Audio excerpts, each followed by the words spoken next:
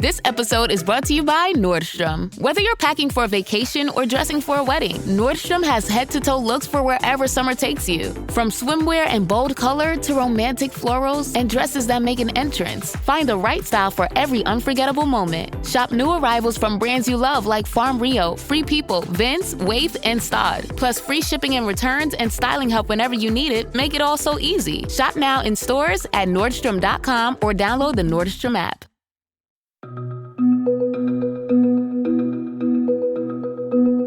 I'm Billie Cohen, Afar's editorial director. Welcome to View From Afar, a podcast that spotlights the people and ideas shaping the future of travel. And in this special series, I'm coming to you live from the floor of IPW, the annual travel conference organized by the U.S. Travel Association to share the best of America with the rest of the world. It's a big moment in U.S. travel. Our country is preparing to co-host the FIFA World Cup and celebrate its 250th anniversary. All this is happening even as international arrivals are down and global events are affecting travel across the world. But the reasons we all travel haven't changed. In fact, they've become more important: joy and connection. So we're talking to industry leaders about how their destinations are adapting in a tough world and how they're finding ways to give visitors experiences that make them smile and make them feel welcome. My guest today is Claude Molinari, President and CEO of Visit Detroit. This is a city with a lot of history. It's the birthplace of Motown, of the American automobile industry, and of Coney dogs. It's also a city that is constantly reimagining itself, and Claude has played a role in that revitalization during his many years there. Before joining Visit Detroit, he spent a decade as general manager of Huntington Place, the city's huge convention center, which is home to the annual Detroit Auto Show, among many other events. So he already had a deep understanding of the communities that make up this vibrant city and of all the coolness that it has to offer to visitors. Plus, he earned a lot of points with locals for bringing the NFL draft here in 2024. We're about to find out what else Claude has in store for Motor City as it continues to create its next chapter.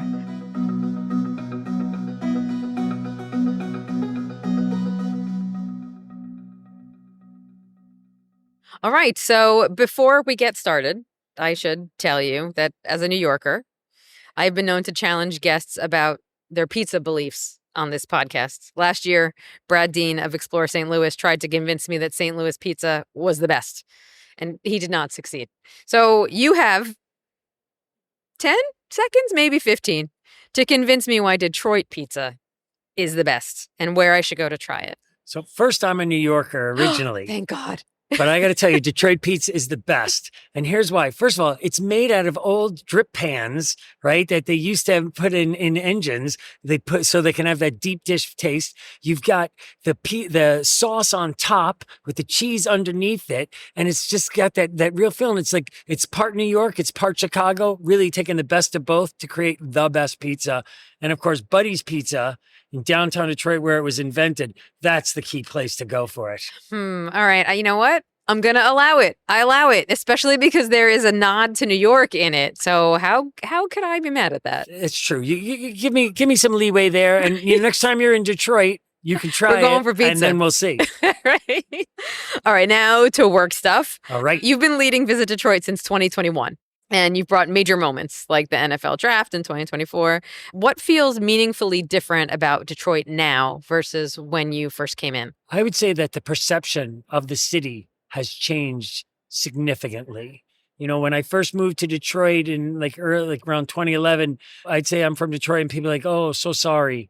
And now when I say I'm from Detroit, people are like, oh, I'm hearing stuff about you. There's a feeling about Detroit. There's a change. There's this whole, passion about it. And it's palpable and you can really feel it. And there's still some detractors out there, but the change of perception is really what has, I think, captured the imagination of so many. And it's why we're able to land so many big events like the draft, like the upcoming Final Four, like IPW in 2028, which, we're talking from today. I wrote one of my first ever travel articles about Detroit back in 2006 around the Super Bowl then. And even then the narrative was, there's a comeback happening in Detroit. I feel like 20 years later, people are still saying that. So let me ask you directly, what about this moment is actually different? What's changed in a way that's real? Yeah, I think it's not a comeback. It's not even a renaissance, a resurrection. It's a complete change. In the last 5 years, 5 new skyscrapers have come up, including the second tallest building in the state of Michigan. Headquarters for a major bank and for one of the largest pizza chains in the world is headquartered there. 2 of the largest mortgage companies in the world are headquartered in Detroit. 2 of the largest top 15 banks in the USA are located in Detroit. I haven't even mentioned the auto industry, Right. which is headquartered in Detroit. So there's so much there, and both in the city, but also the suburbs. The suburbs are some of the most affluent in the country. The narrative has finally caught up with the reality. And we've had population growth for 3 years in a row now in our city. So all those things talk to, a city that's really on the rise. We're on the 10th floor of an office building and right in the heart of downtown. I can't look out any window and not see a crane building a large building, as the city continues to transform. Sounds like there's a lot of growth at the business and corporate level for a visitor who's showing up in Detroit for the first time or the fifth time. What are they going to see that's different? Well, first of all, we have the #1 Riverwalk in the country, as voted by the USA Today for the last 4 years. And the best part about it is already #1, and it's got about $30 million in additional renovation or transformation happening right now.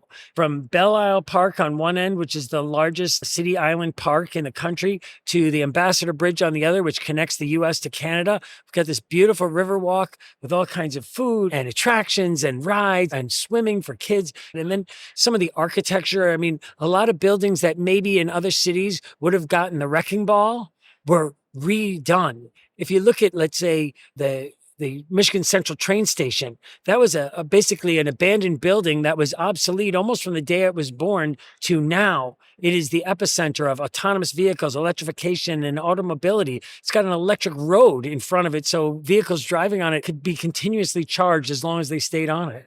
I'm so glad you brought up architecture because Detroit is such an epicenter of American architecture. And it sounds like, not only is there the history, and that's one of the reasons I love it and why I love the library so much. It's just gorgeous, but there's all this new architecture and development going on too. It's sort of a nice trajectory of history coming into the modern age as well. And, we're the only UNESCO city of design in the United States, Detroit is. And it's interesting that you mentioned, because whereas we have some of the new stuff, we also have the resurrection and the restorations of the old. And even like the Guardian building, which is right in the heart of downtown, which is where I was actually interviewed for this job.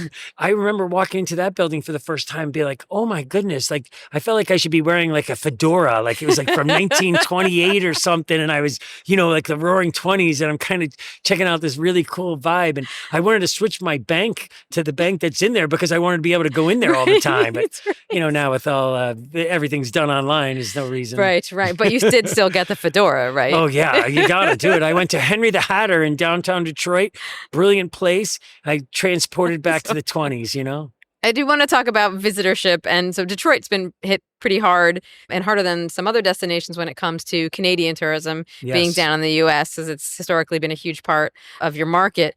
How is that affecting the city right now? And what are you doing in response with your team? I think like nationally, it's about 20% Canadian visitation down, but I think for Detroit, we're about 30%. Literally, Canada's south of Detroit on the Detroit River. It's the only place in North America where Canada's south of the United States.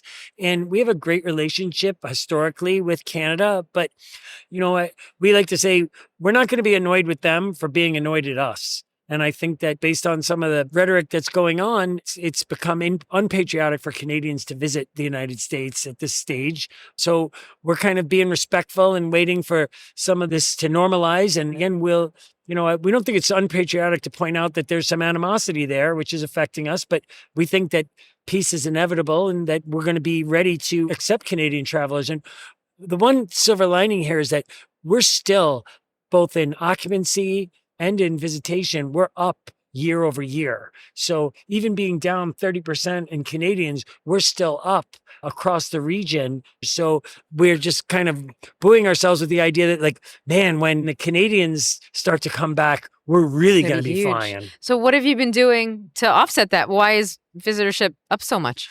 We've had our budget increased by a significant fee, almost 50%. And we've been really reaching out both domestically and internationally like never before. We're 130 years old. We actually invented the Convention Bureau. Believe it or not, Detroit is the first ever convention bureau in the world. Huh. But we've really increased our marketing. We're partnering with what would be the New York Yankees of Italian football. This club has 500 million fans worldwide, Juventus. Their social media following is greater than all 32 NFL teams combined. So we're seeing a massive interest in Detroit from our social media. In fact, we're up 400% in website traffic to visitdetroit.com from Europe and almost 600% from Italy alone. Wait, can you say more about that partnership? How does it work? What are you doing with them? Basically, every game that Juventus, which is one of the royalties of European football, one of the royal clubs, it says Visit Detroit on the front of their shirt. And so it's a call to action. So whenever they play, people see Visit Detroit on there and they think like, I got to check out that website and find out what's going on over there. And so we're seeing really great engagement. That's a great idea. How did that come about? Did you just buy that kind of advertising space? Exactly. It's a partnership. I mean, now we're working with Jeep, which is part of the Stellantis Chrysler brand. And we felt that football is a global language, that it's got passionate fans worldwide. Yeah. And with Juventus being the number one brand in Italy, it was a no-brainer for us to try to partner with them. And Turin, where the team is located, is the Motor City of Italy. We're the Motor City of the world.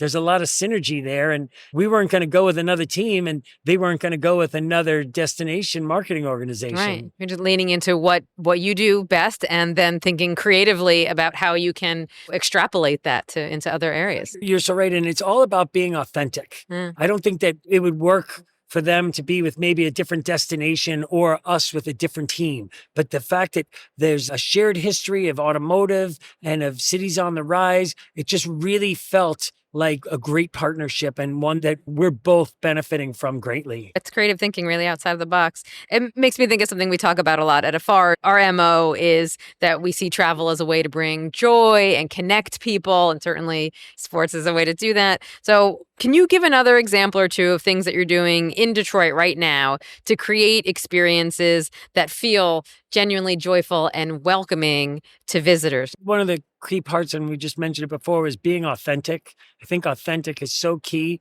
We're trying to lean on the things we're doing. Like, we're not a surfing community. That's not what we do. We're not trying to be everything to everybody. We're an urban destination, and we have Eastern Market, which is one of the largest outdoor markets in the world. Over 150 farming vendors that come in every weekend. I mean, it's been since the 1920s, and it's got all kinds of various different artists and artisans and food vendors, and it's such a happening. It's a unique experience where people go to this, and it's almost like a throwback type of adventure type of feeling. And again, we have an apartment in downtown Detroit, and my wife and I will walk there a lot of Saturdays and get some fruit and vegetables, but then also check out the artisans and the various different things that they have. Our apartment is like peppered with all kinds of the things that we've purchased from these various different artists. And somebody could take a walk on the DeQuinder Cut, which is a former railroad line that has now been transformed into a play area for both adults and children. And you've got food, and you've got vendors, and you've got various different athletic activities there. And that takes you right to the Riverwalk, which again is beautiful. You know, people have asked me sometimes, like, come on, you dyed that water. That's not that color blue. I'm like, it's pure Michigan, baby. That's the color. Those are the Great Lakes, some of the purest lake in the water. And there'll be people fishing, often grabbing walleye and perch. We always say, if we can get them here, we'll get them here. We change that perception so often when people come here. They're like, I'm so shocked. I'm so surprised. I had no idea the city was so cool. And that's part of one of the biggest reasons why we want to host IPW, because we want to give people the experience so that they'll see us, and then they'll be able to sell Detroit as a destination for international travelers around the world. Yeah. Now, talking about perception, it does seem like that's a big focus. What's something that you've learned in that process of shifting perception that could apply to other destinations? And what have you learned that you could share with them? You have to have your niche. and be who you are authentically. My good friend Cleo Battle in Louisville, they are the bourbon capital. They're not going after the Alcoholics Anonymous convention or Salem, Massachusetts. They're leaning into that witchcraft thing. That's, you can't get a hotel room there for under $600 a night in October. They've got a beautiful beach, but they're talking about what they are. And, Detroit, we're about our music, our culture, our architecture, our soul. We're an authentic urban city. And if that's not for you, then we understand, and we're not going to be pitching that to you. But for those people that are really looking for that type of experience that we have in Detroit, in a majority minority city, I think that really speaks to a certain group. And we're leaning on that because we want those travelers to choose us over everyone else. You want them to choose you for you. Exactly. Just like everybody in this world, right? Exactly.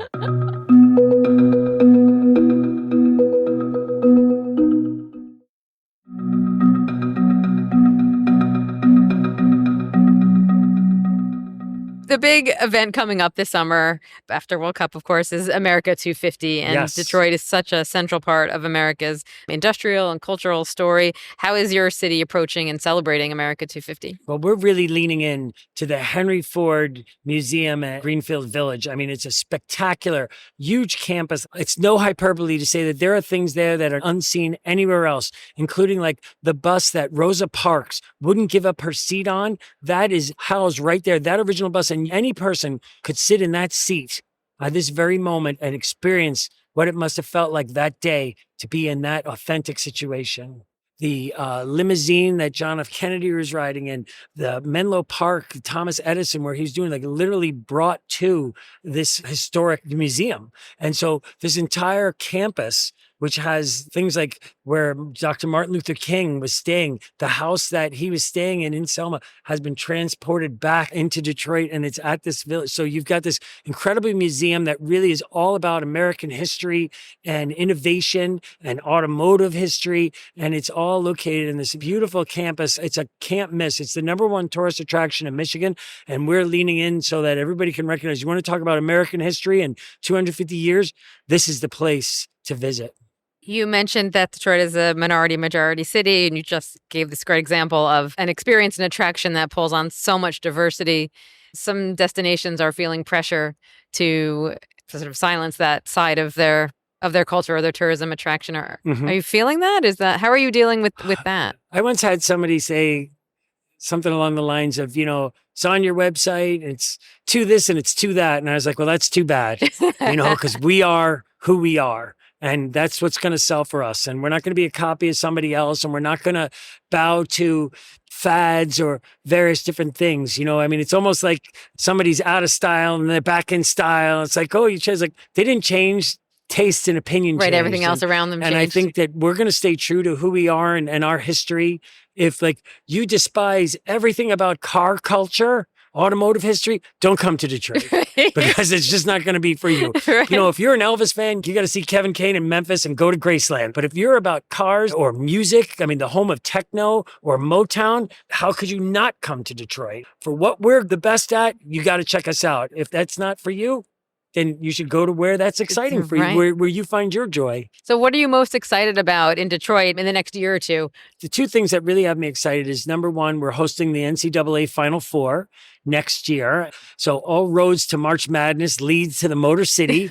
Besides the 3 basketball games, there's huge concerts and a fan fest. So even if it wasn't for the basketball, the concerts and the fan fest would be a wonderful weekend. And then I guess the second thing is we're opening up 3 brand new convention center hotels. Another 1,300 rooms are going to be open before the Final Four. We've got a 5-star Edition hotel, a JW Marriott hotel, and a Nomad hotel in what was the abandoned train station. That's now been a $1 billion transformation. That's Michigan Central, right? Yes. And again, I think what was the poster of everything that was wrong about Detroit, a city abandoned, is now been completely flipped. And it's now, this is where you go if you're Google or Microsoft or Apple or anything involved in autonomous technology. You're coming here because that's where it's taking place. It may not be a 180, but it's a 179. Okay, last question. I'm going to ask you to ruin something. Okay. All right. What's something that locals love that tourists have not caught on to yet? Tell me the local secrets. we've got like some really cool alleys in Detroit where like the warehouses, like you'd get the back of the house to feed the restaurants. But now these alleys, they've got this like speakeasy feel, and you kind of sneak back there, and there's restaurants and nightclubs and outdoor cafes, and then like a lip bar in different places. There's like 5 of these alleys all over Detroit that have like comedy clubs and all kinds of cool things. And I think there's some cool things in the city that are just not necessarily advertised as much, but if you're kind of doing your urban exploration, especially in the downtown, you'll see like, oh, look at this. There's like 3 of these little cool restaurants and all these people are hanging out back here, and it's really got its own style and taste. That's awesome. Cool alley culture, lots of food, great architecture, and the waterfront and the parks.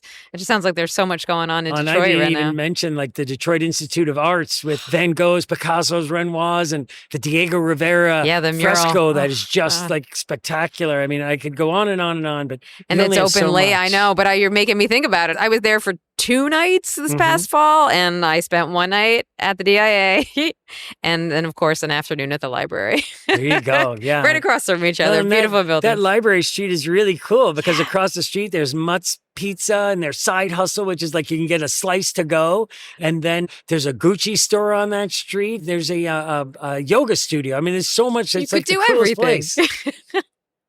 Awesome. Thank you so much for all these tips and secrets about Detroit. Thank you so much for being here, Claude. Thank you for having me on. Thanks for joining us for this episode of View From Afar. In the show notes, you'll find links to everything we discussed today, as well as Claude and Visit Detroit's social media handles and website.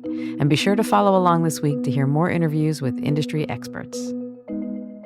You can find more Views From Afar on afar.com. And be sure to follow us on Instagram and TikTok. We're at Afar Media. If you enjoyed today's exploration, I hope you'll come back for more great interviews. Subscribing always makes that easy. And be sure to rate and review the show on your favorite podcast platform. It helps other travelers find it. This has been View From Afar, a production of Afar Media. The podcast is produced by Aislinn Green and Nikki Galtelin, with assistance from Michelle Barron and me, Billie Cohen. Music composition from Epidemic Sound. This podcast is part of the Airwave Media Podcast Network. Visit airwavemedia.com to listen and subscribe to their other fine shows like Culture Kids and the Explorers Podcast.